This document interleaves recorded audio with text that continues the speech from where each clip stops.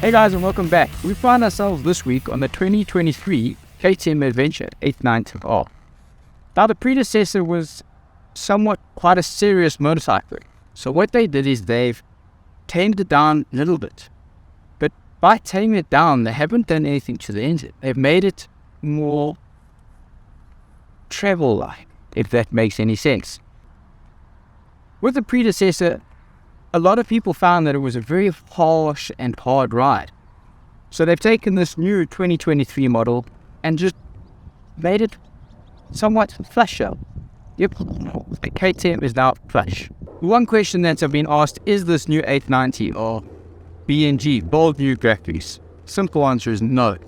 Yes, it's got new shrouds. The shrouds, I'm not personally convinced of it. I understand where they've gone through, what they're doing with it.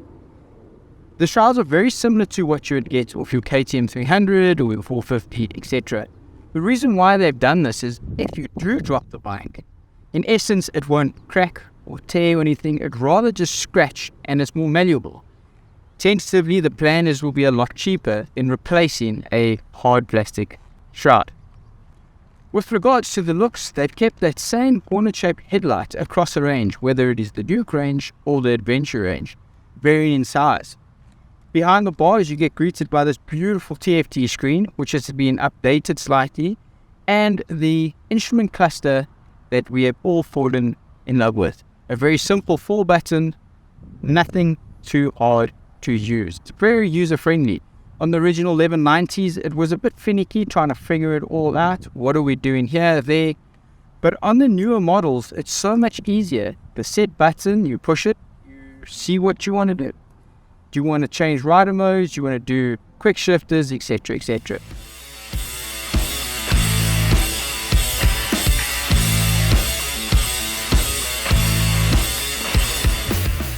Straight away from jumping onto the bike, you can definitely feel a more aggressive riding position. The seat is a lot more level with the tank opposed to in the bike with the tank in front of you. Now that's a typical KTM trait. It is ready to race. Adjusting the suspension is very, very simple. When I collected the bike, it was very, very soft in the front and the rear had very slow rebound. Bear in mind the bike was set up for a influencer, we'll call him Bob, from China. We don't know who he is, but Bob was here and he had the panniers loaded with the top box and he spent time riding around South Africa. He did over 5,000 Ks, so the bike was fairly running. Jumping on the tar road, there was no wallowing through the corners, etc. I did find that once I set the rebound on the front 2 clicks, it was much better. It is a very planted and stable ride.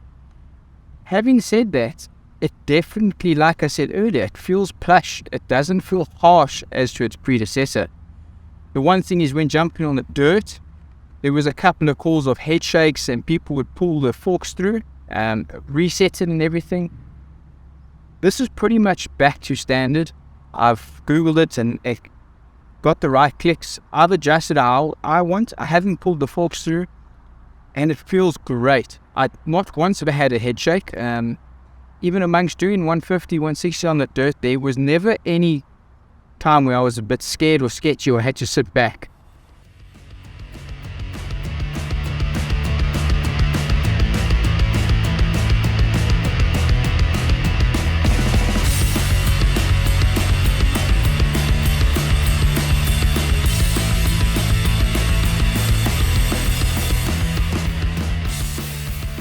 When you buy the new KTM 890R, it comes with loads of electronics, including the tech pack for a whole 1500 Ks. Now some people are not happy with that, some people are. Clearly there's a really good car salesman stroke marketing person at KTM Group, and I think it is quite a clever idea. Majority of riders aren't going to use rally mode. I personally thoroughly enjoy rally mode. I can select the MSR, which is motor slip regulator on the fly. That's basically traction control on the fly. You can set it from 1 to 9, depending on how you want to go around the corner. You're running through thick sand, mud, and it works really, really well.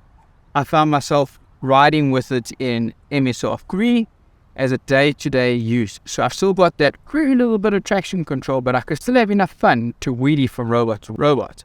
In the thick sand and the mud, put it down to 2, and not once did I have to feather the clutch to get out of any situation.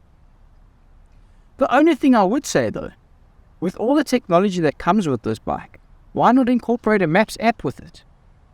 KTM uses the Rider app for KTM Adventure Week. Maybe check it in. If you're going to be paying 16,000 Rand, Rider app with some maps, not a bad idea. Along with the tech pack on this 890R is the Quickshifter Plus. Personally, I'll turn it off. There's no happy medium between day-to-day riding and adventure riding.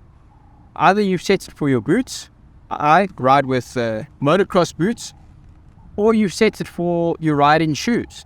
When doing my commuting throughout the week, I found that with the gear lever higher, I kept hitting false neutrals. So there was no happy medium for me dropping it, etc. I kept finding those false neutrals. I turned it off and rode it. Not once did I have an issue. But that's my personal opinion. Do I need to be 0.3 of a second faster on the gravel with it? No, but some people like it.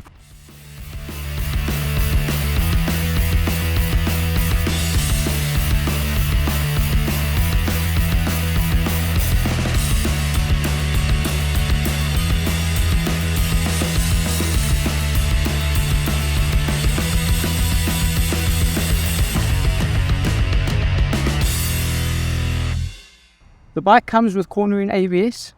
I personally turn it into off-road mode, gives me less invasive on the front, and the rear is completely off. I thoroughly enjoy it like that. It still gives you the ability to pull a handful without it juddering along. You can still pull a handful on the dirt and everything, and you've got some feel of what exactly is going on beneath you. Having said that, it comes with new Metis EO7 Pluses. I must admit I'm not a fan of these tires. However, you've got to give credit where it's due. This bike is in 7,000 Ks now, and they're still in really good nick. But one thing I did find is when I was going to long sweeping corners, they roll very nicely. There isn't that sudden go, go, go and drop. While running around during the week, the one thing is we had to do a consumption test. I have never done a fuel consumption test on a KTM. I couldn't be bothered. I wheelie from robot to robot. I ride really fast in the dirt, at least I think I'm fast. But it's something we have to do with today's fuel price. So on average, it worked out to 305 Ks per tank. That was 15.5 liters that I filled up. Of an average, I've got the notes here, of 19.6 Ks per liter. And that worked out to plus minus 350 Rand to fill every time. So relatively speaking, that's not bad. And that is the normal way I ride. Whether it's my 690 or this, I ride my bike like it. Robot to robot, have fun, and on the road you chill at a good, comfortable cruising speed. In conclusion, as much as KTM have tried to make this a traveling bike, it is still very race focused. It's not as hard as the predecessor, it's easier to ride, and it's good fun. Would I park this in my garage? 100%. For me to go have fun with the boys. However, I'd definitely have its cousin for traveling with me and my missus. If you want to read more about this specific motorcycle, check out our website www.motormedia.co.za.